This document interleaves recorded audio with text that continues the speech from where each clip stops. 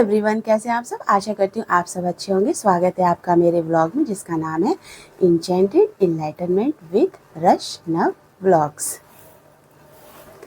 ये मोह मोह के धागे तेरी उंगलियों से जा उलझे।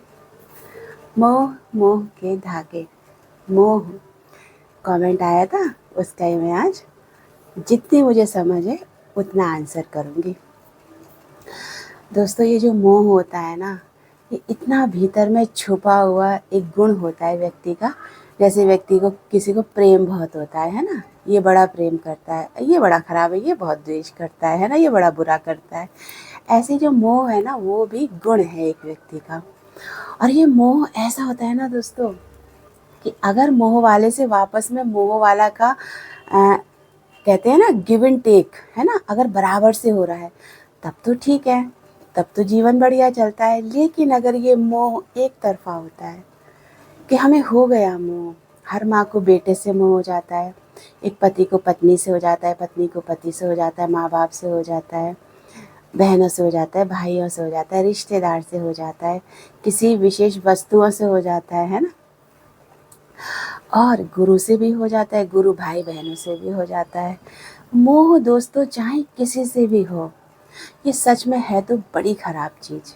इसलिए ना कि एक मोह करता है अपनी हृदय की शुद्ध भावना से, और एक मोह करता है सांसारिक दृष्टि से। तो जो अपने हृदय की शुद्ध भावना से जो मोह करता है ना, वो सबसे बुरा फंसता है संसार में, और मोह निकाले नहीं निकलता। जो सांसारिक दृष्टि से मोह करते हैं ना, कि चलो बेटा खराब निकल गया, चलो हमारी बहू खराब निकल गई, चलो हमारे सास ससुर खराब निकल गए, XYZ आपका कोई भी रिश्ता हो, पति पत्नी का ही क्यों ना हो, प्रेमी प्रेमिका का ही क्यों ना हो, चलो वो खराब निकल गए। तो क्या है कि खराब निकल गए तो वो ठीक है, अपने रास्ते चले गए, और हमने अपने मन को समझा लिया क्योंकि हमें सांसारिक मोह था उससे। हम समझ गए कि यार ये दुनिया ऐसे ही चलती है, कौन किसका सगा हुआ है भैया, ये भी सब ऐसे ही है, चलो। वो मोह फिर भी अच्छा है, लेकिन वो मोह जो एक व्यक्ति हृदय से करता है, प्राणों से करता है, बिल्कुल अंतर मन से करता है मोह जिस किसी भी व्यक्ति से, वो दोस्तों जीवन में कभी सरवाइव नहीं कर पाता है। वो उसका दिल जो है ना दुखता रहता है मोह वाले के लिए। और मोह वाला जब सामने से इक्वली गिव एंड टेक ना हो, तब बड़ी परेशानी होती है। मैं आपको एक उदाहरण देकर समझाती हूँ। पता है दोस्तों, मैंने जो ब्लॉग बनाया था उसमें भी बोला था कि आप जो कमेंट करते हैं ना, सच में वो बातें ना ऐसे मुझे याद ही नहीं होती हैं। और जब आप कमेंट करते हो, जब मैं उनका आंसर देने के लिए थोड़ा तो सोचती हूँ ना कि इसका मैं क्या आंसर करूँगी, तो वो बातें हैं ना कहाँ से निकल के आती हैं, और कैसे मुझे वो निराकार भीतर से निकालता है कि देखो साक्षात और उदाहरण तो है, सोचना कैसा। तो मैं बताती हूँ। मेरी माँ थी, वो मेरे बड़े वाले भाई से बड़ा प्रेम था उनको। एक तो थोड़ी उस समय मेरी मम्मी और पापा की कंडीशन अच्छी नहीं थी, तो वो थोड़े गरीबी में पैदा हुए थे। तो एक होता है ना कि एक बच्चे के लिए सब कुछ हाजिर नाजिर, और एक बच्चा अभाव में पला होता है, तो उनको वो बहुत प्यार करती थी। अच्छा, धीरे धीरे क्या हुआ कि उनकी अपनी दुनिया हो गई, अपनी दुनिया में मस्त हो गए। तो माँ बाप की कोई केयर नहीं, कोई भी किसी भी तरह का कोई नहीं, कभी आना जाना हुआ तो मेरी मम्मी ना बड़ा परेशान रहती थी, दुखी रहती थी। तो जब हम लोग जाते थे ना घर पे, तो फिर बताती थी सारी, माँ एक बेटी से अपनी सारी दिल की बात कहती है ना, तो वो बताती थी ऐसे ऐसे ऐसे। उस समय तो वो बड़ी सत्संगी थी है ना। उस समय तो दोस्तों सत्संग का भी बड़ा अहंकार होता है। मैं कहती थी अरे छोड़ो ना मम्मी, कौन किसका बेटा है, अगर तुम्हें इतना दुख होता है तो तुम क्यों जाती हो वहाँ पर, या वो आते हैं यहाँ पर तो तुम सोचे मत करो मेरा बेटा है, सोचा करो कोई मेहमान आया है वैसे ट्रीट किया करो। पर नहीं, ऐसा कैसे हो सकता है दोस्तों।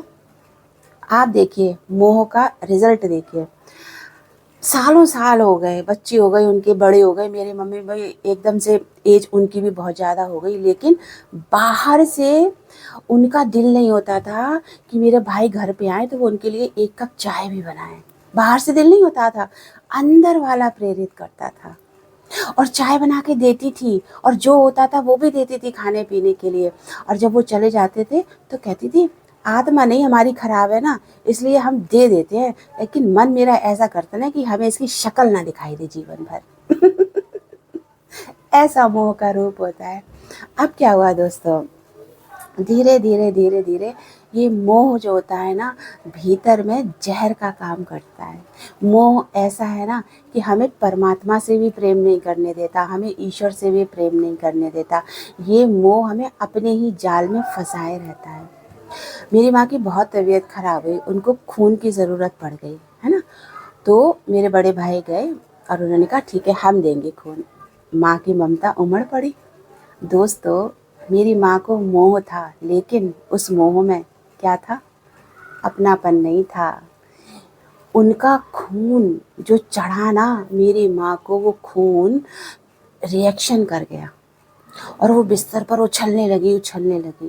वो तो मेरे फादर, बहुत अच्छा उनका नाम था, मैं जहाँ की हूँ, मेरा मायका जहाँ का है वहाँ पे, तो तुरंत से सारे डॉक्टर आ गए और उनको बचा लिया गया। और इतनी बुरी उनकी हालत हो गई कि मैं क्या बताऊँ।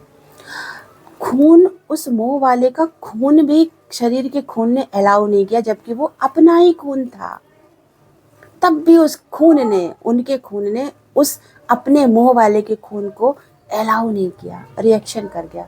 और कहीं दूर से लाया गया किसी का, उसका खून चढ़ गया मेरी माँ को, कुछ नहीं हुआ। और जब मेरी माँ का लास्ट समय था, वो मेरे पास ही एक्सपायर हुई। बड़ा दोस्तों, चलिए छोड़िए। तो जब वो आए मेरे पास आए, जब उनको हॉस्पिटल में एडमिट किया, तो उनका लास्ट टाइम चल रहा था। मैं बैठी हुई थी रूम में और मेरी मम्मी लेटी हुई थी। तो ऑक्सीजन लगा हुआ था उनके चेहरे पर। तो उन्होंने मेरे को ऐसे इशारा किया, तो मैं उनके पास गई। तो बोली ये ऑक्सीजन हटाओ मेरा। तो मैंने ऑक्सीजन हटाया। बोलती हैं मनोज, मेरे भाई का नाम मनोज, बोलती है मनोज आए हैं क्या। अब मैं उनको देखती रह गई। मैंने कहा कि फिर उन्होंने दोबारा पूछा, बताओ मनोज आए हैं क्या, देखो बाहर देखो, आए हैं, खड़े हैं। क्या बोलती दोस्तों, मैं वो वहाँ थे ही नहीं।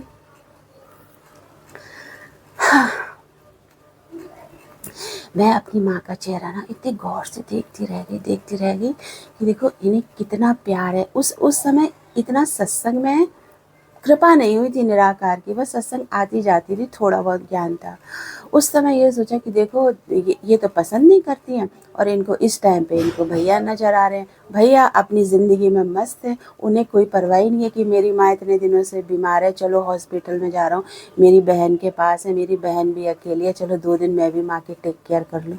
नहीं, वो अपनी दुनिया में मस्त। और मेरी माँ तो अंत समय में दोस्तों देखिए, भगवान निराकार वो दर्शन नहीं दिया, क्योंकि वो भीतर में जो मोह रूपी जो इंसान बस गया था, लास्ट समय में उन्हें वही दिखाई दिया।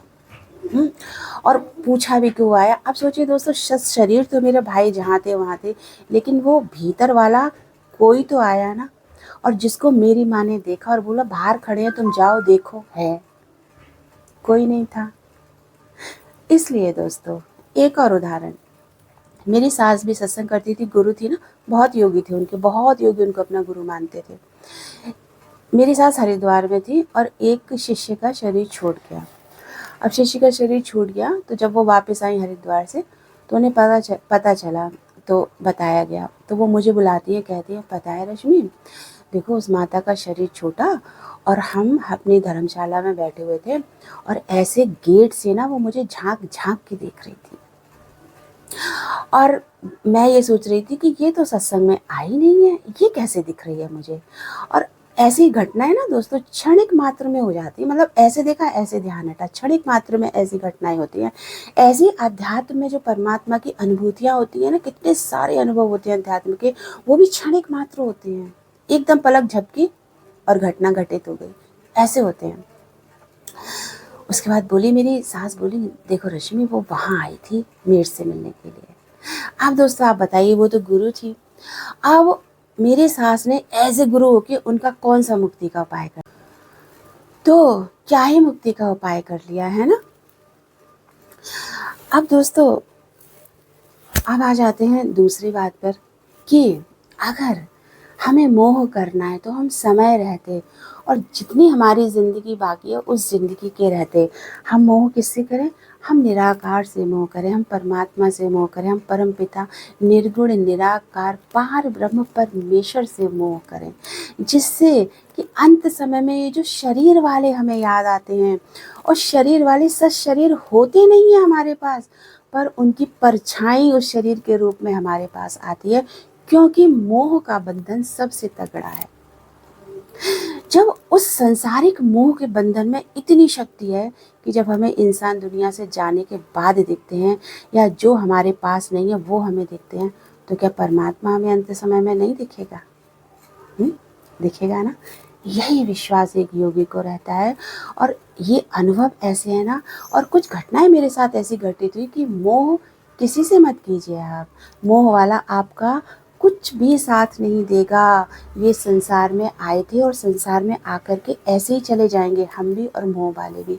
मेरी सास ने कौन सा उसका मुक्ति का उपाय किया? हम अगर वो मेरी सास के पास रोज़ माना आने लगती और दरवाजे से झांक झांक के देखने लगती तो मेरी सास क्या कहती, आओ मैं तुम्हें मुक्त कर दूंगी, चलो तुम मेरे पास आ जाओ, मैं तुम्हें परमात्मा से मिला के एक कर दूंगी, आओ मैं तुम्हें गुरु से मिला के एक कर दूंगी।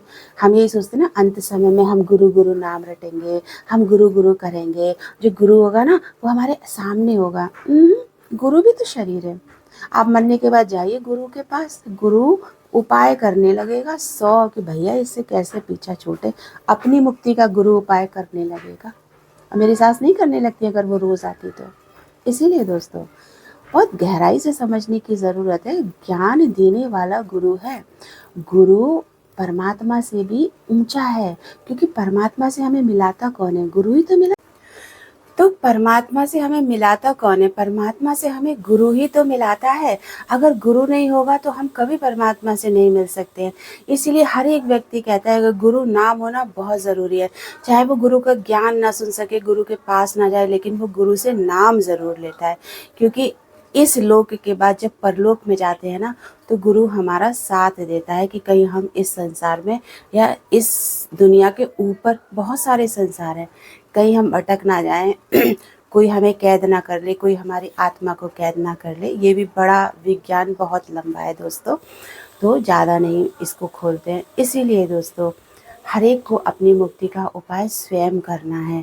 और मोह सच में अगर आप लोगों को समझ में आया हो तो आज भी समय है, अभी भी समय है, अभी भी जाग जाएं। और जहाँ जहाँ मोह हमने फंसा के रखा है वहाँ से हम उस मोह को हो सके तो धीरे धीरे धीरे धीरे अपने को उस जंजाल से निकाल लें, उस मोह रूपी जाल से निकाल लें। इसलिए कि वरना तड़पते रहेंगे, जैसे मछली जाल में फंस जाती है, तड़पती रहती है कि मैं इस जाल से कैसे छूटूं, वापस पानी में जाऊं। ऐसे एक व्यक्ति पूरी ज़िंदगी तड़पता रहता है कि इसमें मोह से कैसे निकलूं, कैसे निकलूं, लेकिन अंत में मौत ही आ जाती है, मोह नहीं छूटता।